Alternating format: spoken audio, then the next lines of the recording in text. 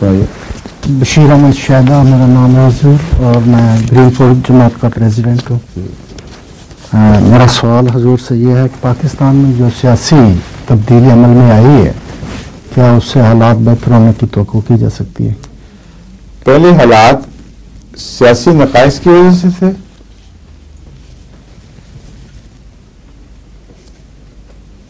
حالات کی خرابی سیاسی نقائص کی وجہ سے تھی، قوم کے بگڑنے کی وجہ میں تو بگڑی ہوئی قوم دوبارہ آ جائے تو کیا فرق پڑے گا؟ اس لیے سوال بڑا عجیب ہے، ایک جائے دوسرا جائے، ایک مٹھی اٹھاؤ دوسری رکھ دو، کوئی بھی تبدیلی نہیں آئے گی۔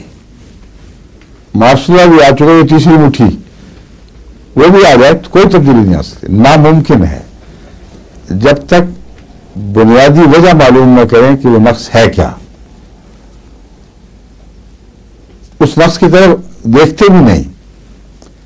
سب سے بڑا نقص جو اس قوم میں پیدا ہوا ہے وہ بنیادی اصولوں سے انحراف کی وجہ سے ہوا ہے، جو کانسٹیٹیوشن میں داخل ہو گئے۔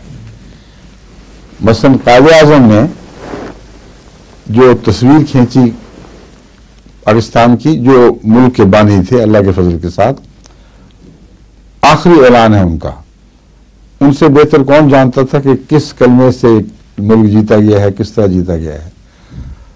مولوی سارے کے سارے کانگریس کے پیچھے کھڑے تھے، کانگریس کے ساتھ، قائد اعظم اکیلے اور عوام الناس نے قائد اعظم کو ساتھ دیا، مولوی کو رد کر دیا، کلیتاً رد کر دیا۔ یہاں تک کہ عطا اللہ شاہ صاحب بخاری نے یہ بیان دیا کہ میں نے قائد اعظم کے بوٹوں پر اپنی داڑھی رگڑی اور کہا کہ احمدیوں کو غیر مسلم قرار دے دو تو ہم سارے تمہارے ساتھ ہیں، مگر اس ظالم کا دل نہ پسیجا۔ بوٹ پالش کرتے رہے داڑھی سے، مجھے کوئی پرواہ نہیں، یہ اصول کی بات ہے، میں کبھی نہیں چھوڑوں گا۔ یہ عظمت کردار ہے۔ اس نام کو اتنی گالیاں پڑی مولویوں کی طرف سے، اور اس ملک کو کہ پلیدستان رکھ دیا، قائد اعظم کو کافر اعظم قرار دے دیا، سب کچھ جو بھی گندا دہنی ہو سکتی تھی قائد اعظم کے متعلق استعمال کی، اور نہایت غلیظ الزامات لگائے۔ اس کے باوجود وہ مرد میدان تھا، ایک ذرہ بھی پرواہ نہیں کی۔ اللہ تعالیٰ نے سارے مولویوں کی پاؤں تلے سے زمین نکال کے قائد اعظم کے پاؤں تلے داخل کر دی۔ یہ ایک پاکستان ہے۔ اس تاریخ کو کون جھٹلا سکتا ہے؟ جو مرضی ان کے نئے دور کے، ضیاء کے دور کے لکھنے والے بنا کہہ لیں، ایک ایسی حقیقت ہے جس کو دنیا کا کوئی انسان اب بدل نہیں سکتا۔ پاکستان کو انہوں نے مولویوں کے ہاتھوں ہائی جیک کروا دیا، یہ بنیادی غلطی ہے۔ قائد اعظم کے ساتھ انتہائی ذلیل سلوک کیا ہے، اور ان کے اس اعلان کو جو انہوں نے کمٹمنٹ کے طور پر کیا تھا اور سارے ملک سے کیا تھا، اس وقت ایک بھی آواز اس کے خلاف نہیں اٹھی۔ تو عملاً اگر کوئی ریفرینڈم ہو چکا ہے جس پہ ساری قوم کی آواز ان کے ساتھ شامل تھی، وہ یہ تھا کہ آج کے بعد یہ ملک ہمارا پاکستانیوں کا ملک ہے، نہ اس میں کوئی مسلمان ہے، نہ کوئی ہندو ہے، نہ کوئی سکھ ہے، نہ کوئی پارسی ہے، کوئی بھی مذہب، کوئی بھی تفریق اس ملک میں پاکستانی کی مرکزی حیثیت پر اثر انداز نہیں ہو سکتے۔ اسلام کے نام پر آ کر مولوی کی حکومت کا تصور کہاں ہے اس میں موجود؟ بتائیں۔ اشارتاً بلکہ رد کیا گیا کھول کر، اسلام کے نام پر ملنے والا ملک، اور اعلان یہ ہو رہا ہے کہ اس ملک میں آج کے بعد نہ کوئی مسلمان ہے، نہ کوئی ہندو ہے، نہ سکھ ہے، ہم پاکستانی ہیں۔ اس مرکزی وحدت کے تصور کو چوٹ ماری اور اس کے نتائج سے بچ جائیں گے؟ ہو نہیں سکتا۔ جس شاخ پہ بیٹھے ہوئے ہیں اس کو دوسری طرف سے جو جڑی ہوئی ہے درخت سے، وہاں سے آرے سے کاٹ دیں تو ہم اوپر بیٹھے رہیں گے، پاگل پن کے سوا کچھ ہو ہی نہیں سکتا۔ وہ کٹ گئی ہے شاخ، گر پڑے ہیں نیچے، اور اب دوبارہ دوسری شاخ ڈھونڈ لیں کہ اس سے یہی سلوک کریں، آرے اسی طرح ہاتھ میں پکڑے ہوئے۔ جب تک ان سے آرے نہ چھینے اس وقت تک، اور ان کے دماغ کو ٹھیک نہ کریں کہ جس شاخ پہ بیٹھا کرتے اس کو کاٹا نہیں کرتے، اس وقت تک ان کے بچنے کا کوئی سوال ہی نہیں پیدا ہوتا۔ جو مرضی زور لگا رہے ہیں. پہلے بھی فوجیں آئی ہیں, پہلے بھی حکومتیں تبدیل ہوئی ہیں, صدر بدلے گئے ہیں, نام تبدیل ہوئے, چہرے الگ الگ آئے, نئے آ گئے, کوئی تبدیلی نہیں دیکھی گئی. بد سے بدتر ہوتا چلا گیا پاکستان. عصمتیں لٹتی گئیں, لوگوں کی ملکیتوں کا کوئی احترام نہیں رہا, نہ جان کا, نہ مال کا, نہ عزت کا, نہ ملکیت کا. دشمنیاں پھیلتی چلی گئیں, راشن کوف کلچر جاری ہو گئی, اغوا اور اس کے ذریعے پیسے لوٹنا, چھوٹے چھوٹے بچوں کو ذبح کر دینا کہ اغوا کے پیسے نہیں دیے گئے, اور عورتوں کی سر عام بے حرمتی پولیس کر رہی ہے اور رقص کرایا جا رہا ہے ننگے. یہ پاکستان ہے. اس کو جو بدبخت پلیدستان کہتا تھا اس نے یہ پلیدستان بنایا ہے. قوم کی آنکھیں نہیں کھل رہی پاگلوں کی. مولوی اختلاف کرائی چلا جا رہا ہے, بولتا چلا جا رہا ہے, کبھی اس طرف کبھی اس طرف, لیکن اس مولوی کو یہ حیا نہیں کہ جس اسلامی قدروں کا وہ نگران بنایا گیا تھا اس کا یہ حال کر دیا اس نے. اس کو اس میں غیر اسلامی کوئی بھی حرکت نظر نہیں آ رہی. کہتے ہیں احمدیوں کو اگر کوئی حق ملا, احمدیوں کو اگر اس سے انصاف ہوا, اگر احمدیوں کو وہ حقوق ملے جو باقی پاکستانیوں کے ہیں, تو ہم اور بھی قیامت مچا دیں گے, فساد برپا کر. یہ ان کا دین, یہ ان کا ختم نبوت کا تصور. تو ایک بگڑی ہوئی منحوس صورت کو آپ اپنے اوپر نازل کر لیں اور پھر چمٹا لیں ساتھ, وہ پیلے تسمہ پا بن جائے, آپ کی گردن میں اس کی ٹانگیں لٹک جائے اور وہ آپ کی گردن کا پھانسی کا پھندا ہو جائے, اس کو آپ کو نظر ہی نہیں آ رہا. خود نہیں تبدیل کرنا تو نہ کریں, لیکن اس قوم کی تربیت نہیں بدلے گی. یہ لازماً بد سے بدتر ہو گئی, کیونکہ نقص دور کیے بغیر کیسے اصلاح کر سکتے ہیں آپ. بنیادی نقص یہی ہے کہ اول آپ نے قائد اعظم سے بے وفائی کی, اس کے ان اصولوں کو جو سب سے اعلیٰ شان کے اصول تھے, ان قوم کو ایک رکھنا, بانٹنا نہ. قوم ایک رہے تو بہت ترقی کرتی ہے. کسی سمت سے بھی اس میں دراریں پڑ جائیں تو قوم کی ترقی کی راہیں بند ہو جاتی ہیں, بلکہ تنزل یہیں سے شروع ہو جاتا ہے. ایک عام عمارت کو دیکھ لیں جہاں دراریں پڑتی ہیں, پھر وہ گئی. انگلستان کو دیکھیں, انگلستان کی ترقی اور اس کے مقابلے پر آئرلینڈ میں کیا ہو رہا ہے, درار پڑی ہوئی, وہ ٹھیک ہی نہیں ہو رہی ان سے, اور سارے بے شمار ترقی کے امکانات وہاں وہ بند پڑے ہیں. یہ مصیبت کم ہو تو پھر جا کر ان کے لیے آئندہ اصلاح اور آگے بڑھنے کے سوال امکانات روشن ہوں گے, اس کے بغیر ہو نہیں سکتا. تو پاکستان کو تو بیچ سے انہوں نے دو ٹوک کر دیا, اور جب ایک دفعہ درار پڑتی ہے جو بنیادی نقص کی وجہ سے ہو تو وہ ہر طرف دراریں پڑتی ہیں. ایک قانون ہے, قانون قدرت ہے, ان میں انجینئرز بھی ہیں, حکومت میں بھی موجود ہیں ایسے علماء. ان کو نظر کیوں نہیں آتا کہ بنیاد میں دراریں ہوں تو ساری عمارت پر کسی درار کو بند کیا ہی نہیں جا سکتا. تو یہاں پڑ گئی, کل وہاں پڑ گئی, پرسوں وہاں پڑ گئی. اب یہ دیکھ لیں, یہ بنیادی تھی بات. آپ نے پاکستان کے ساتھ, پاکستانی شہریت کے ساتھ وفا کا سلوک نہیں کیا, قائد اعظم کے ساتھ وفا کا سلوک نہیں کیا. وہ ایک بااصول انسان تھا, اس نے کچھ اپنے لیے نہیں لیا, نہ اپنی خاطر کیا. اس کو جو مرضی کہہ لو, شیعہ کہو, دہریہ کہہ لو, جو مرضی کہو, پاکستان کا سچا وفادار تھا. قوم کے ساتھ اس نے بے وفائی نہیں کی. اس سے بے وفائی کا قوم کو حق نہیں تھا. کی تو ایسی خطرناک کہ اس کے بدترین دشمنوں کے سپرد اس کا ملک کر دیا, اور وہ دشمن جو دین کے بھی اول نمبر کے دشمن ہیں, کیونکہ دینی اقدار کے دشمن ہیں اور عقائد کے حامل. اعتدال ہو ہی نہیں سکتا.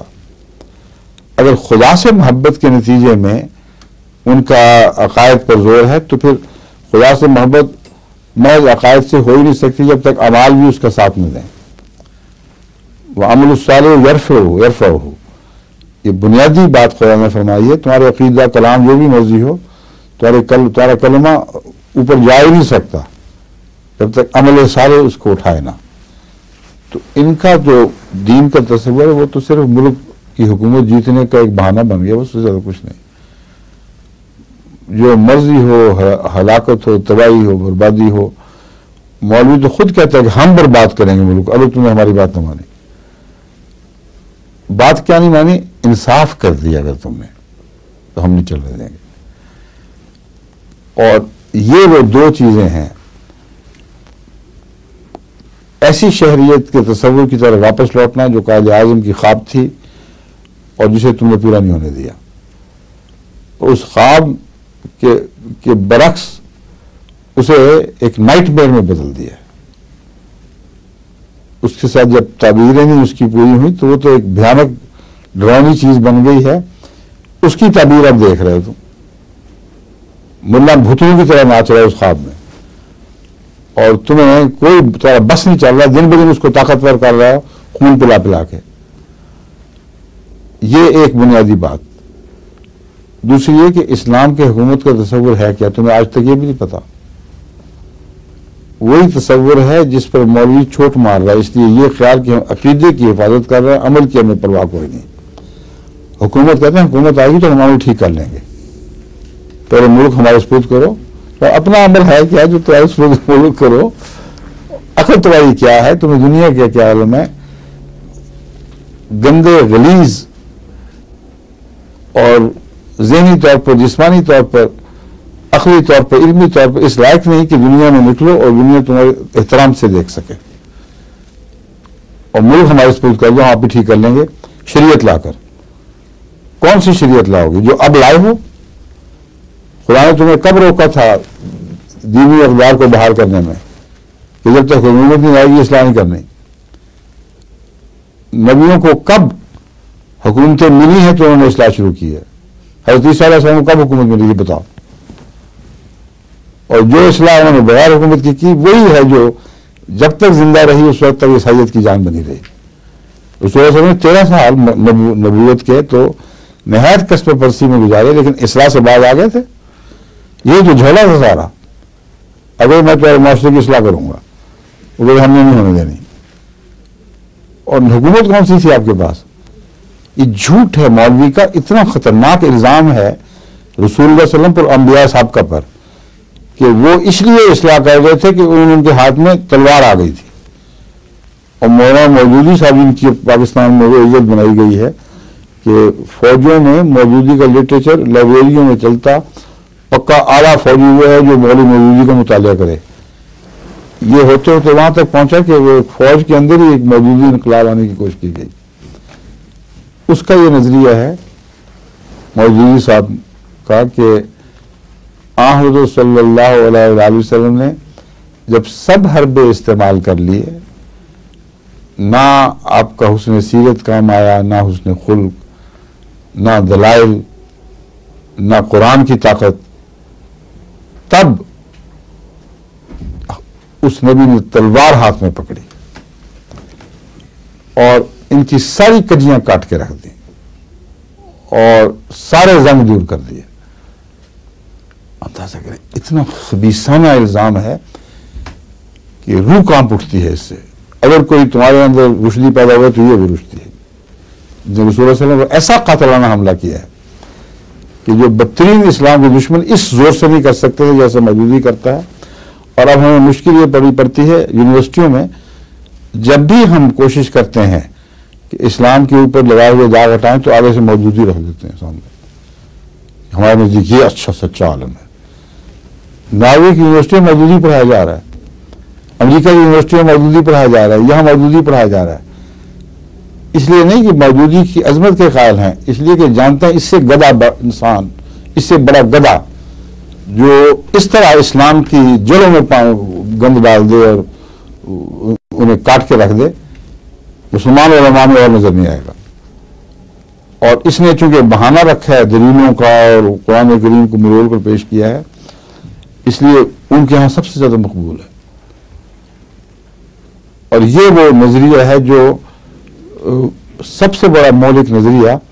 یہ سننے کے بعد، یہ عمل دیکھنے کے باوجود پھر مودودیوں کو جو طاقت دی جاتی ہے دی گئی، ان کے ذریعے ان کو ہتھیار دیے گئے، ان کو تیز کیا گیا، یہاں تک کہ مودودیوں نے اپنی جب اصل شکلیں نکالیں پھر حکومت کو بڑا لیٹ پتہ چلا کہ یہ تو اس لائق نہیں ہے کہ ان پہ اعتماد کیا جائے. ہے کیا مقصد؟ صرف حکومت. یہ بات ہے جو سمجھانا چاہتا ہوں. جس قوم کا یہ تصور ہو کہ حکومت کے بغیر اصلاح ممکن نہیں ہے، تمام انبیاء کو انہوں نے باطل کر دیا.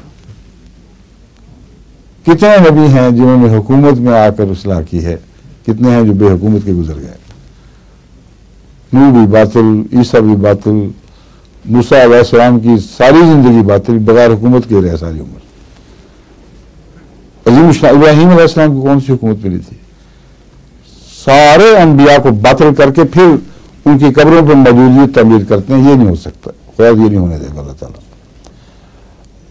اور اس کے بعد اصلاح پاگل پن کی حد ہے. کبھی طاقت سے بھی اصلاح ہوئی ہے؟ ان کی اپنی تو ہوئی نہیں. اکثر موجودی ہیں، ان کے کردار کا حال دیکھیں تو حیران رہ جائیں گے. اب وہ صرف پروفیشنلز ہیں. پیسے کھائے اور تلواریں پکڑی، گولیاں چلائیں، اسلامی قدروں کو قربان کیا، ذبح کر کے پھینک دیا. ایک طرح یہ ذبح کیا، سلاٹر کر دیا. اور یہ سمجھتے ہیں یہ گولہ بارود اسلام کی خاطر معصوموں کی جان لینا ہے. سب قرآن کے مطابق ہے. ہم جب حکومت میں آئیں گے تو پھر اصلاح کریں گے. اور حکومت کی اصلاح کیسے ممکن ہے، اس کا حال خود مودودی صاحب سے سن لیجیے. تضادات کا مرقع ہے یہ شخص. مودودی صاحب فرماتے ہیں کہ یہ جو سید احمد صاحب شہید کا واقعہ گزرا ہے صوبہ سرحد میں، یہ ان کی کم فہمی اور بے عقلی تھی. لفظ بے عقلی پتہ نہیں استعمال کیا کہ نہیں، مگر نتیجہ یہی نکالا ہے.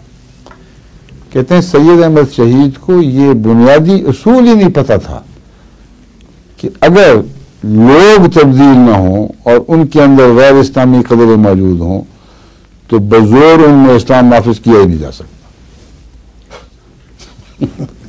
یہ مودودی صاحب ہے، ہاٹ اینڈ کولڈ برتھ کے اسپیشلسٹ ہیں. ایک بات ابھی یوں کی، دوسری طرف یوں کر دی. کہتے ناممکن ہے. اس کا بد انجام دیکھ لیا انہوں نے کہ وہ جو تلوار سے اصلاح کرنے کی کوشش کی تو جو راہ ساتھ تھا وہ بھی گوا بیٹھے اور صوبہ سرحد کو پہلے سے بدتر حال میں چھوڑ گئے. جس شخص کو یہ علم ہو، اس بنیادی دائمی فلسفے سے واقف ہو، وہ اگر اسلام کے لیے تجویز کر رہا ہے تو لازماً غدار ہے، یا اس قدر احمق ہے کہ اس کے اوپر کسی قسم کا اعتماد نہیں کیا جا سکتا. جو ہاٹ اینڈ کولڈ سانسوں کا مجموعہ بنا ہو، کبھی ادھر پھونکے کبھی ادھر پھونکے، ہر سانس کا مزاج بدل جائے، تو اس شخص پر اس شخص کے ہاتھ میں مسلمانوں کی تقدیر دینا کہ یہ اسلام کا ماہر واقف ہے، اس سے بڑی موثق بات ہو ہی نہیں سکتی. اب ان دو باتوں کا تضاد آپ نے دور کر کے دکھائیں. اور پورے حوالے دیے ہوئے ہیں کہ دیکھو کچھ بھی نہیں رہا. اب آپ یہ بتائیں، اس میں ایک اور بڑی دلچسپ بات ہے کہ یہ حضرت سید احمد صاحب شہید کے زمانے کی بات کر رہے ہیں جو حضرت مسیح علیہ السلام سے تقریباً 100 سال پہلے تھے. تقریباً 200 سال گزر گئے ہیں آپ کو. اس زمانے کا جو مسلمان تھا صوبہ سرحد کا، وہ مسلمان نہیں تھا، عملاً وہ غیر مسلم تھا. تو اب جو مسلمان پیدا ہوا موجودی عمل میں، کیا وہ اس سے زیادہ مسلمان بن چکا ہے؟ جبکہ 200 سال کے تنزل میں اس کا کچھ بھی باقی نہیں رہا. اب کس طرح تلوار سے اصلاح کر لیں گے؟ اور تلوار سے اصلاح ہے ہی تصور باطل جاہل. اگر یہ درست ہے تو اللہ کو اس کا علم نہیں تھا بیچارہ. اللہ تعالیٰ اتنا زور مارا اس نے، نبی بھیجے، مگر یہ نہ پتہ چلا اللہ کو. اور رسول اللہ صلی اللہ علیہ وسلم کو بھی 1300 سال تک نہیں پتہ چلا. اور اللہ نے بھی دیکھا ہے ناکام ہو گیا یہ رسول اپنے حسن خلق کی وجہ سے. تب جا کر خدا نے اس کو تلوار پکڑائی. اب دیکھو کیسے زنگ کاٹ. اور تلوار سے جو فتح ہوئے ان کا حال کیا تھا؟ اول تو یہ کہ کس تلوار نے فتح کیا، سارا قصہ ہی جھوٹ ہے.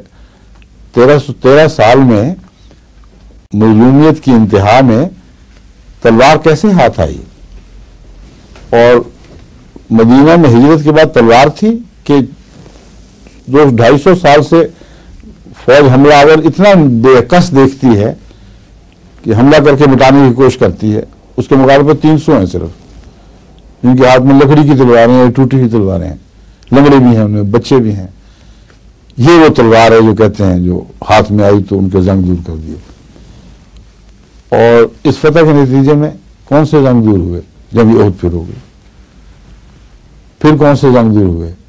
پھر وہ جنگ احزاب آتی ہے اور سارا عرب اٹھ کھڑا ہوتا ہے. اس کے بعد اس وقت تک تو غالب ہے غیر مسلم تصور اور غیر مسلم دین. جو دین میں اسلام کے سوا جو بھی دین کو کہا جائے، شرک ہو یا یہودیت ہو یا عیسائیت، اس لیے میں غیر مسلم دین کہہ رہا ہوں، یہ غالب ہے اس وقت تک. حملے کون کرتے تھے؟ رسول اللہ صلی اللہ علیہ وسلم. یہ وہ لوگ وہ جو حملہ کر کے آئے تھے سارے، ان کے زنگ تلوار سے دور کرنے کے رسول اللہ صلی اللہ علیہ وسلم نے بلوایا تھا. اتنا پاگلوں والا تصور کہ تھوڑی دیکھو تو متلا جاتا ہے دل کہ یہ عالم صاحب بنے ہوئے ہیں، ان کے ماننے والے کیسے پاگل ہیں. واقعات کے خلاف بالکل فرضی بات. اسلام کو جو فتح ہوئی ہے وہ امن کے زمانے میں ہوئی ہے، جو صلح حدیبیہ کے بعد 1-2 سال کا عرصہ ہے، اور جنگ احزاب آخری جنگ تھی، اور اس جنگ میں بھی لڑائی نہیں ہوئی بلکہ وہ خدا کے نشان سے اٹھ کے بھاگ کھڑے ہوئے ہیں. اور پھر وہ کیا واقعہ ہوا؟ کون سی تلوار تھی جس نے رسول اللہ صلی اللہ علیہ وسلم کو 10,000 قدوسی عطا فرمائے؟ تصور کریں، جنگ احزاب کی بے کسی کا عالم، یہود قبائل بھی بغاوتیں کر رہے ہیں، اور ہر طرف سے مجھے لگتا تھا قرآن کریم فرماتا ہے کہ آنکھیں پتھرا گئی تھی، اتنی کمزوری کا عالم تھا. یہ مولوی صاحب کی تلوار ہے جو چمک رہی تھی. اور بے بسی، بھوک سے برے حال، خندق کھود رہے ہیں، فاقے پڑھ رہے ہیں، بے ہوش ہو رہے ہیں. یہ ملا موجودی کی تلوار ہے، دیکھ چمک رہی ہے جو.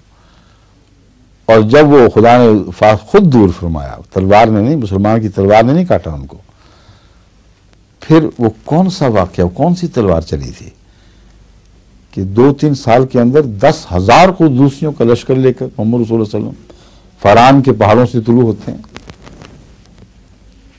حد سے زیادہ پاگل ہے یہ شخص، یا غدار ہے، یا ان معنوں میں کٹر مولوی جس کو صرف اپنی طاقت چاہیے، اس کو کوئی غرض نہیں رستے میں اسلام کی اقدار کی لاشیں بکھر جائیں، ان کو لونتا ہوا آگے بڑھے، بس اقتدار تک پہنچ جائے. یہ اقتدار کا خواب ہے. ہر ملا اقتدار کے خواب میں بیٹھا ہوا ہے. ان ملانوں کے سپرد پاکستان کر بیٹھے ہیں، ابھی ان کو عقل ہی نہیں آ رہی، ہوش ہی نہیں آ رہی. یہ رہیں گے تو تمہاری قوم کا، تمہاری اخلاق کا، تمہاری قدروں کا، تمہارے اسلام کا خون چوستے رہیں گے.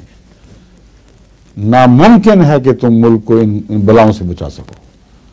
ضرورت ہی کوئی نہیں، اس لیے کہ تم بعض ٹولوں کو اپنی طرف کر لیتے ہو، بعض کو دوسروں کے لیے چھوڑ دیتے ہو. اور مولوی تم سب سے زیادہ چلاک ہے. وہ مزے کرتا ہے کہ جو بھی آئے گا مولوی آئے گا نا. آخر جو بھی حکومت آئے گی اس میں مولوی خون چوسنے والا 7 پیراسائٹ بن کے چمٹا ہوا ہوگا. تو یہاں بھی پلیگ کے پیراسائٹ ہوں، وہاں بھی پلیگ کے پیراسائٹ ہوں، تو تبدیلی کیا ہوگی؟ کئی دفعہ موقع ملا ان کو، ان کی عقلیں نہیں آئیں، آنکھیں نہیں کھلی. ایک راستہ صرف میں بتا رہا تو 2 ٹوک، اس کے سوا تبدیلی ناممکن ہے. اول قائد اعظم کے پاکستان کی طرف واپس جائیں اور کہیں کہ ہم اس عظیم قائد سے وفا کریں گے جس نے یہ ملک بنانے میں حد سے زیادہ قربانی کی اور قوم کو اکٹھا کیا. اور وہ اعلان ہمارے لیے مشعل راہ ہے کہ آج کے بعد جہاں تک حکومت کا تعلق ہے، نہ کوئی مسلمان، نہ ہندو، نہ سکھ، ایک پاکستانی شہریت ہے. کوئی قانون جو پاکستانی شہریت کے درمیان رفت خلا پیدا کر دے گا ہم اسے رد کر دیں گے، نہیں آنے دیں گے. یہ قانون بنائیں کہ اگر کسی نے الیکشن میں کھڑے ہونا ہے تو اس کے اوپر سائن کرے کہ میرا یہ عقیدہ ہے اور میں کوئی ایسی قانون سازی میں حصہ نہیں لوں گا، نہ سوچ سکتا ہوں جس میں پاکستانی قوم کسی پہلو سے بھی، مذہبی پہلو سے یا صوبائی پہلو سے یا دوسرے نظریاتی پہلو سے دو نیم کی جا سکے، پھاڑی جا سکے. دوسرا، اول پر یہ حملہ آور ہیں مسلسل. یہ سلوک اس سے کرو گے تو یہ ہوگا، اس سے کرو گے تو یہ ہوگا. عیسائی کو یہ حق نہیں ہے، اسلام مسلمان کو یہ حق ہے، اور فلاں کو یہ حق ہے، فلاں کو حق نہیں ہے. یہ حقوق انہوں نے بنائے ہوئے ہیں اپنی طرف سے. اور حکومت اسلامی ہو. اب اسلامی حکومت کون سی ہو یہ بھی نہیں پتا. اتنا بے وقوفوں والا نعرہ ہے کہ حکومت پہ مجھے رحمت غصہ بھی آتا ہے، رحم بھی آتا ہے، چڑ جاتا ہوں کہ تمہیں اتنی عقل نہیں ہے کہ ان کی گراؤنڈ پہ ان کو مارو. ان کو بتاؤ کون سی شریعت ہے. 1400 سال میں جو تمہارے علماء نے شریعت کا حال بگاڑا ہے، ہر عالم نے الگ شریعت پیش کی ہوئی ہے. ایک بھی نقطہ شریعت کا نہیں جس پہ تم سارے متفق ہو. تو پہلے شیعہ، سنی، وہابی، بریلوی سارے مل کر ایک شریعت بنا کے لا کے دکھائیں تو سی ہمیں. اس کے بغیر تمہارا کیا حق ہے؟ شریعت لگائی ہوئی ہے. ایک فرقے کی شریعت نافذ نہیں ہونے دیں گے کبھی کسی صورت میں، کیونکہ وہ فرقے کا خیال ہے، قرآن تو نہیں ہے. اس اصول پر ان کو ان کی زمین پر مارا جا سکتا ہے، پر عقل نہیں کرتے. دوسرا سب سے اہم اصول قرآن کریم کا جو ان کے ہاتھ میں ایک ایسا طاقتور ہتھیار ہے جس کے مقابل پر کوئی مولویت کام نہیں کر سکتی، وہ ہے وَإِذَا حَكَمْتُمْ بَيْنَ النَّاسِ أَن تَحْكُمُوا بِالْعَدْلِ. عظیم اعلان ہے. دیکھو جب تم حکومت میں آؤ تو یہ نہیں فرمایا أن تحكموا بالشریعہ، أن تحكموا بالعدل. سیکولر انصاف کا اور بنیادی انسانی حقوق کا اس سے بالا تصور ہو ہی نہیں سکتا کہ جب تمہیں خدا حکومت دے تو یاد رکھنا ایک ہی اصول ہے جو کار فرما ہوگا، ان تحکموا بالعدل. تو دوسرا نعرہ نہیں، دوسرا عزم یہ پیش کریں کہ ہم کانسٹیٹیوشن میں عدل کو وہ عظمت دیں گے جو قرآن نے دی ہے، اور عدل کے خلاف کوئی کانسٹیٹیوشن کا قانون حقیقت ہی کوئی نہیں رکھتا. یہ اسلام ہے. اس کے بعد جو تمہارا انفرادی اسلام ہے، تم جو مرضی کرتے پھرو، نمازیں پڑھو، عبادتیں کرو، صدقے دو، خیرات دو، زکوٰۃ دو، تمہارا کام ہے. ہم کب روکتے ہیں تمہیں؟ لیکن لازم نہیں کریں گے. خدا نے لازم کیا، ہم کون ہوتے ہیں لازم کرنے والے؟ تو ہمارے لازم ہونے کا انتظار کر رہے تھے. اور یہ بھی دیکھیں کیسے چور بہانے بنائے ہوئے ہیں. یہ شریعت لاؤ جیسے افغانستان میں آئی، اپنا شریعت کا تصور ٹھونسو، نمازیں فرض کر دو، ٹوپیاں پہنا دو سب کو، اور عین نمازوں کے وقت تھانے دار اور پولیس والے سانٹے لیے ہوئے اور گولیاں بندوقیں پکڑے ہوئے پھریں، اور جو نماز پڑھتے ہوئے نہ دیکھیں، کسی کو گھر میں بیٹھا دیکھیں، اس کو بے شک ذبح کرو، جو مرضی کرو. اور وہ یہ عذر کرے کہ میں بیمار ہوں، تو پھر اللہ بہتر جانتے اس سے کیا ہوگا. کتنے ڈاکٹری سرٹیفکیٹوں کی ضرورت پڑے گی ہر روز. ایک نیا میڈیکل پروفیشن ایجاد ہو جائے گا جو نماز اسپیشلسٹ ہوگا، کہ روزہ اسپیشلسٹ، زکوٰۃ اسپیشلسٹ. یہ پاگل پن کبھی خدا بھی کر سکتے ہیں نعوذ باللہ من ذالک. رسول اللہ صلی اللہ علیہ وسلم نے تو اپنے آپ کو یہ اجازت نہیں دی کہ جو نماز پڑھنے نہیں آئے ان کے خلاف تعزیری کارروائی کریں. اگر میں اجازت دی ہوتی میں کرتا، مگر نہیں. انما انت مذکر لست علیہم بمسیطر. تو مذکر ہے، مسیطر داروغہ نہیں ہے. مولوی صاحب کہتے ہیں کہ ہم مذکر نہیں ہیں، یاد رکھو. وہ رسول اللہ صلی اللہ علیہ وسلم ہوں گے اگر ہیں، ان کا بھی انکار کرتا ہے، مگر ہم داروغے ہیں. ہمارے سپرد یہ تھانے داری کی گئی ہے کہ ہم زبردستی ٹھیک کریں گے. تو وہی جاہلیت اب اس طرح اچھلتی ہے کہ وہاں افغانستان میں کہ تلوار کے زور سے تمہیں نمازیں پڑھائیں گے. اب تلوار کے زور سے تو نمازیں نہیں پڑھائی جا سکتی، جو مرضی کر لیں.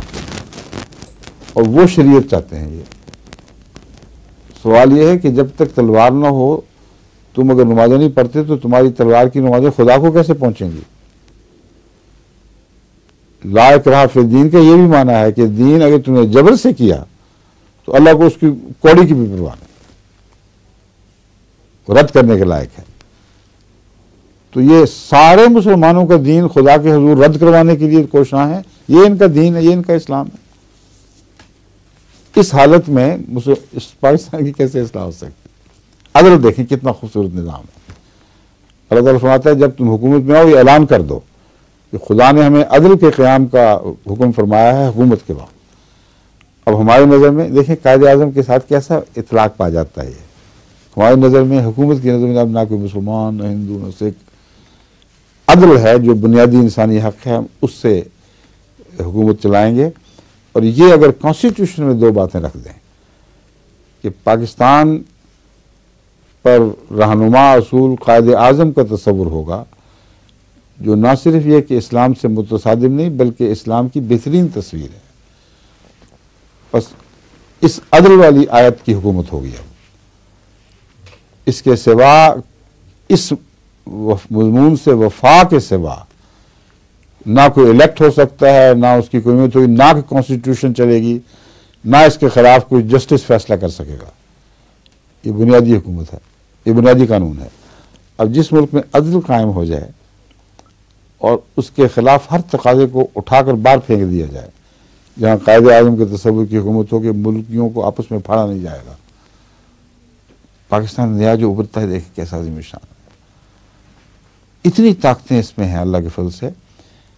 یہ اصول مان لیں تو آج جو حکومت بنائی گئی ہے اس کو ساری قیامت تک لوگ دعائیں دیں گے پاکستانی، جب تک پاکستان خدا قائم رکھے گا انشاءاللہ، کہ یہ حکومت پہلی آئی ہے جس نے عظیم انقلاب برپا کیا ہے، جس نے ہماری ساری کھوئی ہوئی قدریں واپس کر دی ہیں. مولوی کو مسجد میں دھکیلیں، گلیوں میں نکلے تو اصلاح کے لیے نکلے. اگر نفرت کے لیے اور پھاڑنے کے لیے نکلے گا تو یہ جرم ہوگا اس کانسٹیٹیوشن کے لحاظ سے. اگر مطالبے کرے گا عدل کے خلاف تو اس کو سزا ملے گی، کیونکہ تم نے کانسٹیٹیوشن کی بے حرمتی کی ہے اور قرآن کی کانسٹیٹیوشن کی بے حرمتی کی ہے. سارے مسائل حل ہو جاتے ہیں اگر یہ دو اصول پکڑ لیں اور ان نئے اصولوں پر پھر انتخاب کروائیں، ورنہ چہرے بدلے جائیں گے جو 1000 دفعہ ہم دیکھ چکے ہیں.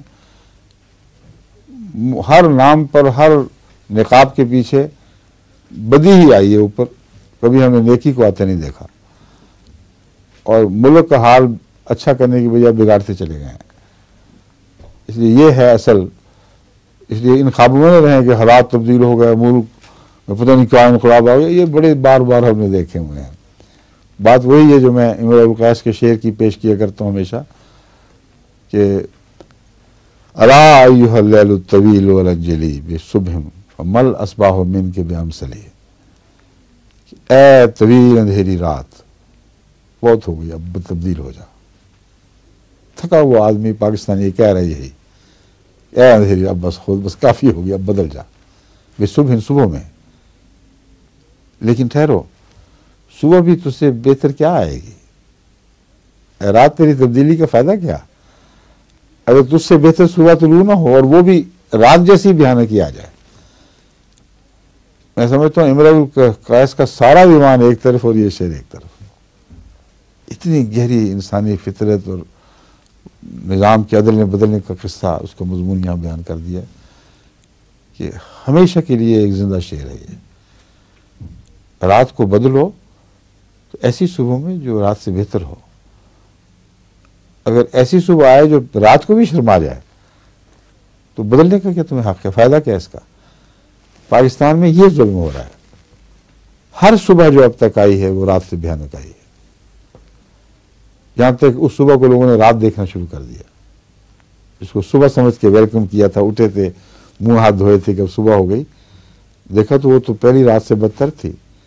پھر کہا بدلو اس کو. پھر صبح لانے والوں کو سب سے خبیث، بدتر، ذلیل جلوس نکالے گئے، ان کے جنازے پھرا دیے گئے مل گلیوں میں، آگیں لگا دی گئی ان کی پتلوں کو. پھر کہا ایک اور صبح طلوع ہوگی، کچھ اور لوگ آ گئے، اس کو بھی بڑا ویلکم، صبح ہو گئی، صبح ہو گئی، بڑے نعرے مارے. تھوڑی دیر کے بعد پھر کتا، ذلیل، خبیث، بدتر کر کے جوتیاں مار مار کے ان کو نکال دیا. تم نے تو اور بھی بدتر روشن دن لائے ہو اپنی طرف سے، اور بھی بدتر دن چڑھا دیا. تو یہ جس ملک کی تقدیر بن گئی ہو اس سے آپ کیا توقع رکھ سکتے ہیں؟ جو میں باتیں بیان کر رہا ہوں، مانے نہ مانے، ان کو ٹال نہیں سکتے، کیونکہ یہ قرآن کے اصولوں پر مبنی بات کر رہا ہوں. کوئی دنیا کی تقدیر اس قرآنی تقدیر سے ٹکرائے گی تو پاش پاش ہو جائے گی. یہ اپنی قوم کی حالت اگر بدلنا چاہتے ہیں تو سن لیں جو بھی اس وقت کنجی بردار بنے ہوئے ہیں، یہ پہلے کریں، الیکشن بعد میں لائیں، پھر دیکھیں خدا کے فضل سے ایک نیا ملک ابھرے گا اور پچھلے سال کی ساری جو آپ نے عمر ضائع کر دی ہے اس کو بڑی تیزی سے وہ واپس لائے گا ان کھوئی چیزوں کو، اور انشاءاللہ تعالی پاکستان دنیا کا عظیم ترین ملک بن سکتا ہے اگر ان اقدار کے پیچھے چلے۔ اب اجازت چاہیے، میرا خیال وقت ہو گیا ہے، کیوں جی عہدہ صاحب؟ عہدہ صاحب ٹھیک ہے، وقت ہو گیا، 1 منٹ رہ گیا۔ آپ کو اردو اتنی آ گئی ہے، آپ سمجھ رہے ہیں بات ہیں؟ یہ میرے اردو کی کلاس کے شاگرد اب سب سے آخر پہ آئے ہیں، یہ 6 مہینے سے ہیں آپ، یہ سال سے 1 سال ہو گیا۔ 1 سال میں دیکھ میرے خیال 1 سال ہو گئے، خطبوں کے مضمون سمجھتے، سارے سنجیدہ مضامین سمجھتے، اردو سے براہ راست عربی میں ترجمہ کر لیتے ہیں، اور کوئی مطالعہ نہیں کیا سوائے اردو کلاس کے۔ تو بعض ہم نے ایسے بھی رکھے ہیں جو بڑی عمر کے، جن کے دماغ کی ساخت بند ہو چکی ہے، یعنی عمر کے تقاضے وغیرہ کی وجہ سے وہ زیادہ نہیں سیکھ سکتے، لیکن وہ ان سب کے لیے فائدہ مند ہیں جن کے عمر و علم کے تقاضے زیادہ وضاحت چاہتے ہیں۔ اس کا فائدہ یہ ہو رہا ہے کہ جو ان جیسے ہیں ماشاءاللہ نوجوان بڑی تیزی سے آگے آ رہے ہیں۔ ہمارے چینی صاحب کا بھانجا بھی بھتیجا وہ چین سے آیا ہے، میں حیران رہ گیا کل اس سے مل کر، اچھی خاصی شستہ اردو بولنے لگ گیا۔ تو اللہ فضل کرے، اب اجازت چاہتا ہوں۔ ہوئے 100 سال کی تاریخ گواہ ہے، سائے کی طرح سایہ فگن ہم پہ خدا ہے، گزرے ہوئے 100 سال کی تاریخ گواہ ہے، سائے کی طرح سایہ فگن ہم پہ خدا ہے۔